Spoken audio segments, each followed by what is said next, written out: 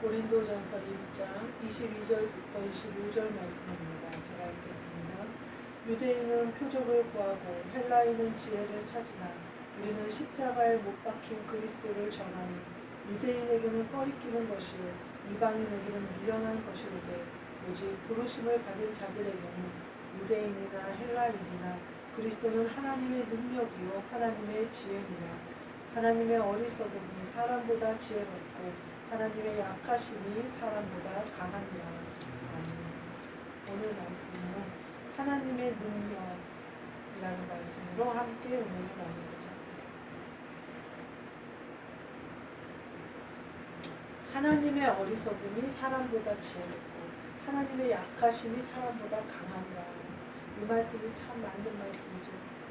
우리가 아무리 지혜롭다고 해도 솔로몬의 지혜를 갖다 드리된다고 해도 그 솔로몬의 지혜를 주신 분이 누구세요? 하나님 아버지세요.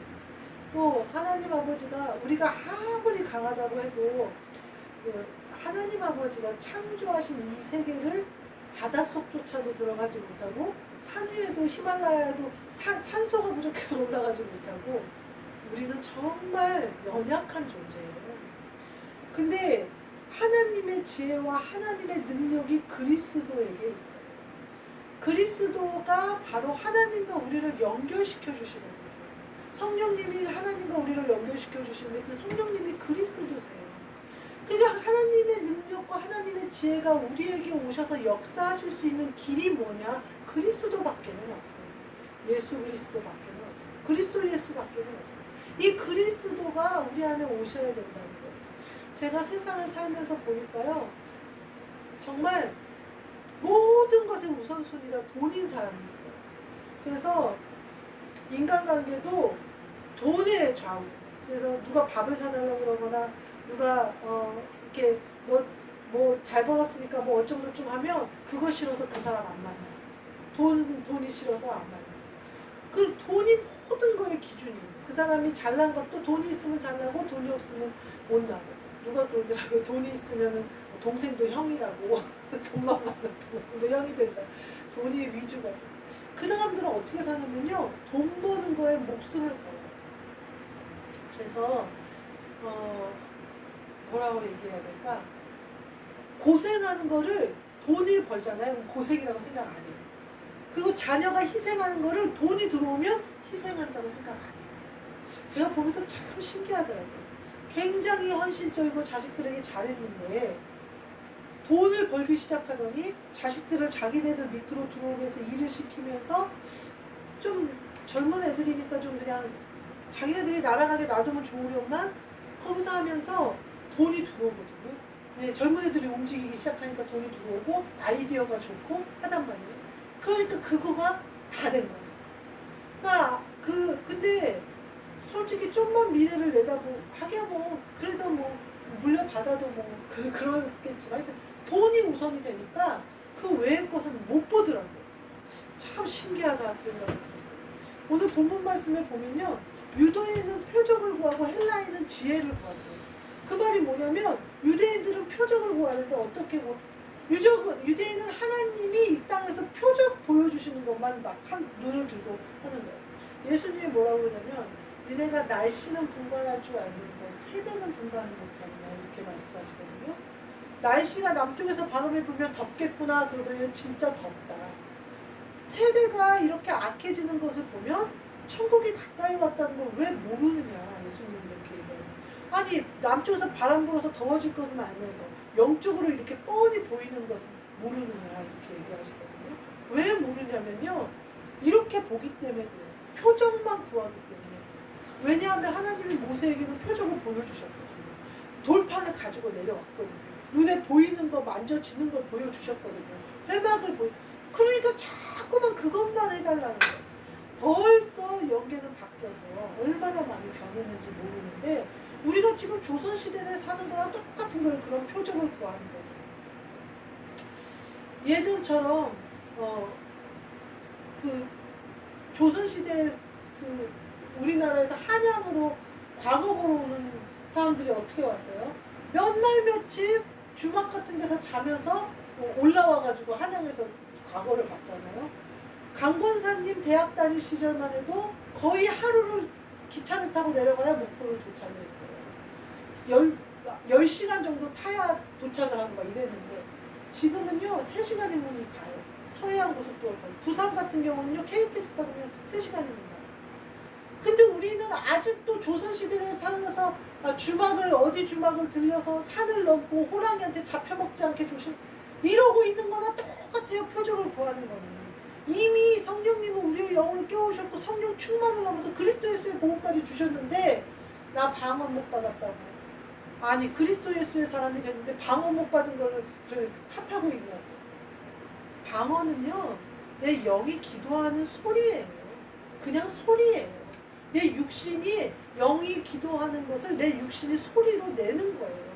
근데 내가 유창한 외국어를 하면 방언이고 랄랄랄라를 하면 방언이 아니라고. 너는 방언이 후졌고 너는 방언이 좋고. 어느 쪽 얘기를 하고 있나요? 조선시대 얘기를 하고 있으면 어떡해요. 방언을 지금 이 시대의 방언은 영이 기도하는데 도구로 쓰여야 됩니다. 그리스도께서 내 안에 운행하시는 예수 그리스도가 그리스도로 내 안에 그리스도 예수로 오시고 다시 예수 그리스도로 올라가시고 하는 그 소통의 통로로 방언이 사용되어야 되는데 예전에 너 예수 믿어 안 믿어? 너 성령 받았어 안 받았어? 그거 증명하는 도구로 방언. 누가 그러더라고요. 순복음교회에서 수련회를 갔는데 버스를 타면서 성령 받은 사람은 이 버스에 타고 성령 안 받은 사람은 저 버스에 타라고 그랬대요. 성령 받은 사람은 뭘로 하냐? 너 방언해봐. 그리고 랄랄랄라 하면 이쪽 버스 타고 랄랄랄라 못하면 저쪽 버스 탔다는 얘기를 내가 들은 적이 있는데 진짜인지 아닌지는 모르겠어요. 지금 시대가 어느 시대인데 그 얘기를 하는 거예요. 근데 유대인들은요 계속 그 표적 구하는데 모빌로 있는 거예요. 너 병 고쳐봤어 안 봤어? 너 신유해봤어 안 봤어? 그리스도가 내 안에 오셔서 그분이 복음을 전하는 일을 하고 계시거든요. 그거는요 그리스도가 내 안에 오셔서 기도하게 하시면요 우리 교회가 아니라 영으로 연결된 사람들이 그리스도의 복음으로 세워져가는 기적인 거예요. 근데 병 고치고 안 고치고가 무슨 병 고치는 건 표적이에요. 병 고치는 게 드러나면 사람들이 저 사람 안에 하나님의 능력이 있나 보다. 저 사람이 그리스도신가 보다. 믿게 하려고 예수님이 병을 고쳐주신 거지 그 병 고치는 게 예수님이 오신 목적이 아니란 말이에요. 근데 유대인들은 계속 그 표적을 보아요. 교회 가면 부자 된다고 하더라. 교회 가면 자녀가 잘 된다고 하더라. 교회 가면 그래서 교회 오면 그 시대는 끝났어요. 이미 그 시대는 지났어요. 유대인처럼 표적을 구하잖아요. 그러면 하나님의 능력도 하나님의 지혜도 못 봐요. 못 누려요. 표적밖에는 볼 수가 없어요. 예수님이 오병이어의 기적을 일으켰어요. 그래서 떡 2개와 물고기 5마리로 5,000명을 먹이셨어요. 어때요? 유대인들이 기대하던 표적이 나온 거예요. 저 사람이 왕이다. 저 사람 밑에만 가면 굶어 죽을 일이 없겠다. 저렇게 적은 양식으로도 이 많은 사람을 먹였으니 저 사람 밑에만 쫓아다니면 되겠다. 그러니까 예수님이 그 사람들을 쫓아오지 못하게 하려고 배를 타고 이동하시고 살짝 이동하셨는데도 불구하고 벌써 와서 기다리고 있어요. 그러니까 예수님이 그 자리에서 너희들은 표적밖에는 구하지 내가 줄 표적은 요나의 표적밖에 없다. 예수님 본인을 말씀 33일 있다가 부활하신 예수님을 말씀하신 거거든요. 그러면 그렇게 얘기하니까 다 흩어지는 것을 볼 수가 있어요. 천국 복음, 하늘의 복음을 전하니까 다 흩어져요. 왜 그랬을까요? 표적을 구했기 때문에. 표적에 먹매였기 때문에. 다시 돌아가게 돼요. 내가 병 고치려고 예수님 받잖아요. 그럼 병 고침을 받은 것 같으나 그리스도의 은혜와 하나님의 능력과 지혜는 얻지 못해요. 우리에게 병 고침을 주신 은혜는 뭐냐면요. 하나님의 능력과 지혜로 나아가게 하기 위하심이지 그것 때문에 그거 주신 게 아니에요. 근데 유대인들은 계속해서 그 시대에 머무르는 거예요. 표적만 구하는 거예요. 은혜의 시대로 넘어갔는데 부활의 시대로 넘어갔는데 성령의 세대로 그것도 못 넘어가는 거예요. 그러면서 헬라인은 무엇을 구하느냐? 지혜를 구하더라. 헬라인들 옛날에 그리스 철학 무슨 철학 이게 헬라인들이 하던 일이에요. 예수님 시대에. 아리스토텔레스, 소크라테스 그런 사람들이 나오던 시대예요.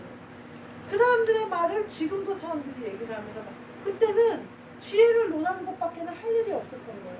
소크라테스의 와이프가 아주 악처로 유명하죠. 악처가 될 수밖에 없지 않겠어요? 그렇게 맨날 철학만 얘기하고 지혜만 얘기하고 있으니 그게 무슨 밥 먹고 살아야 되는데 밥 먹고 살아야 되는데 맨날 사람들하고 몰려서 얘기만 하고 있고 그러고 있으니 악처가 될 수밖에 없겠죠. 물론 뭐 그래서 뭐 그거 되는 건 아니지만 합리화되는 건 아니지만 그렇게 철학적인 세대 헬라인은 철학적인 사람들이에요. 그러니까 지혜를 구합니다. 이 지혜는 뭐냐면요, 사람 머리에 한계가 있는 지혜를 말하는 거예요. 그 자기네들이 이해가 되면은 그건 지혜로운 거고, 자기네가 이해가 안 되면 지혜롭지 못한 거예요. 사도 바울이 복음을 전하니까 뭐라고 얘기하냐면 이방신을 전하는가 보다 이렇게 얘기해요. 그러면서 네 이야기를 또 듣겠다. 그래서 부활에 대해서 얘기하니까 사람들이 믿는 사람도 있고 믿지 않는 사람도 있더라 이렇게 얘기해요. 근데 사도 바울이 답답해하면서 뭐라고 얘기하냐면요, 로마에 끌려가기 전에 그 사도행전에서 설교하는 걸 보면 왜 하나님이 죽은 사람을 살리시는 것을, 살리실 만한 능력이 있다는 것을 믿지 못하시나이까 이렇게 말해요. 하나님이 사람을 창조도 하셨는데 죽은 자를 살리시지 못할, 그러니까 왜 바울이 그 얘기를 하냐면 예수 그리스도의 부활을 증거하니까 바울을 다 죽이려고 하는 거예요. 그러면서 예수님의 부활을 전하지 말으라는 거예요. 자기네들이 십자가에 죽인 그 예수가 어떻게 살아나느냐 이렇게 얘기해요. 근데 사도 바울이 답답하다는 거예요. 천지를 창조하시고 낮과 밤과 계절과 모든 것을 만드신 분이 사람도 창조하셨는데 창조하신 그분이 죽이고 살리시는 일을 왜 못하겠냐는 거예요. 우리가 예를 들면 장난감을 예전에 어렸을 때 우리 아들이 장난감을 좋아해서 많이 사는데 장난감을 사주는 거는 괜찮아요. 그냥 한우만 원 주고 사주면 되는데 그걸 가지고 계속 놀면 좋잖아요. 배터리가 떨어져요. 배터리가. 근데 배터리가 더 비싸요. 한 주먹 몇 번 발사하고 우르르르 뭐 어쩌고 이렇게 소리 몇 번 내면 배터리 떨어져요. 그럼 하루에 거기에 막 이만한 큰 배터리가 막 6개, 어떤 게 12개 막 이렇게 들어가요. 로봇이나 기차 같은 것들이. 한 3일 놀고 나면 배터리 떨어지고 한 3일 놀고 나면 배터리 떨어지고 배터리가 계속 떨어져요. 그래서 장난감 사주는 건 괜찮은데 이놈의 배터리비가 아까워가지고 도저히 장난감을 어떻게 놓을 수가 없더라고요. 우리도 마찬가지예요. 아니 헬라인이 지혜를 찾는데 하나님이 우리를 만들었는데 로봇인데 배터리 넣었다 끼웠다 하는 걸 못하겠어요? 그 죽었다 살렸다 하는 걸 못하겠어요? 처음에 호흡을 불러 넣으신 것도 하나님이신데 죽은 자를 살리시는 걸 못하겠어요. 그러니까 사도 바울이 답답하다는 거예요. 이걸 못 믿는다는 거예요. 아니 어때요? 바울이 생각하기에 하나님은 믿고 하나님이 자기 민족을 선택한 건 믿고 또 하나님이 자기 민족과 함께 하셔서 제사의 권세 율법을 주신 것은 믿으면서 하나님은 믿으면서 하나님의 능력과 하나님의 지혜는 안 믿는 거잖아요. 그럼 자기네들이 믿고 싶은 거는 믿고 못 믿을 거는 안 믿는 거잖아요. 하나님이 만드신 그 사람을 살리실 능력이 왜 없겠어요? 하나님이 우리를 살리시고 죽이시는 권세가 왜 없겠어요? 우리의 영을 살리시기 위하여 그리스도를 보내신 거예요.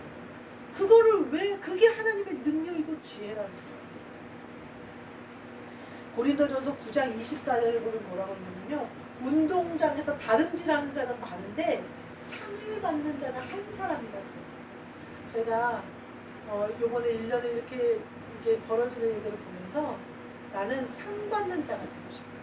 제가 욕심이 보통 사람은 넘거든요. 어딜 가든지 이겨야 직성이 풀려요. 지고는 못 살아요. 그래서 일을 하러 가도 이 일한테 이겨야 돼요. 그래서 일을 빨리 배워야 돼요. 그래서 마트에서 나처럼 사진 찍어가면서 노트에 적어가면서 혹은 레시피를 사진 찍어서 바로 외워가면서 그렇게 한 사람은 없었대요. 없을 거예요. 근데 뭐든지 남한테 가르침 받기 전에 내가 익숙하게 습득해서 내가 스스로 하기를 원하지 그걸 못 견뎌요. 또 모든 것을 다 차지하고도 내 것이 돼야 되는 사람이에요. 근데 저는 이 모든 것을 그리스도에게 걸었어요. 그래서 내가 목숨을 다하고 뜻을 다하고 힘을 다해서 나는 그리스도를 찾는 것에 내 목표를 뒀어요. 그래서 다름질을 하는데 그리스도 예수의 복음을 전하고 그리스도 예수의 복음으로 사는 것, 그리스도 예수의 종으로 사는 것에 내 모든 걸 걸었어요. 그러니까 전 이겨야 돼요. 저는 1등 해야 돼요. 그러니까 성경에서 잘 보고 그리스도 예수의 종이 어떻게 살았는지 사도 바울의 발자취를 잘 보고 지금 이 시대에 하나님이 그리스도 예수의 종들에게 원하시는 것이 무엇인지 깨어있으면서 무조건 이겨야 돼요. 주님이 나에게 주신 사명은 무조건 완수해야 돼요. 저는 1등에서 상 받고 싶어요. 저는 다름질하는데 엉거주춤하고 싶지도 않고요. 중간쯤 하고 싶지도 않아요. 제가 옛날에 고등학교 때 체력장이라는 게 있었어요. 그래서 오래 달리기라는 게 있었거든요. 근데 제가 그 오래 달리기를 잘했어요. 그래서 다른 애들보다 한 바퀴를 제가 먼저 돌아요. 그래서 한 바퀴를 역전해서 그냥 일찍 들어와요. 근데요, 그러고 나면요, 오장육부가 난리가 나가지고 힘들어요. 근데 천천히 뛰는 건 못 하겠는 거예요. 천천히 뛰는 게 더 힘들어. 제가 보니까 세상 사람들도 돈 잘 벌고 싶으면 돈 버는 거에 무슨 거더라.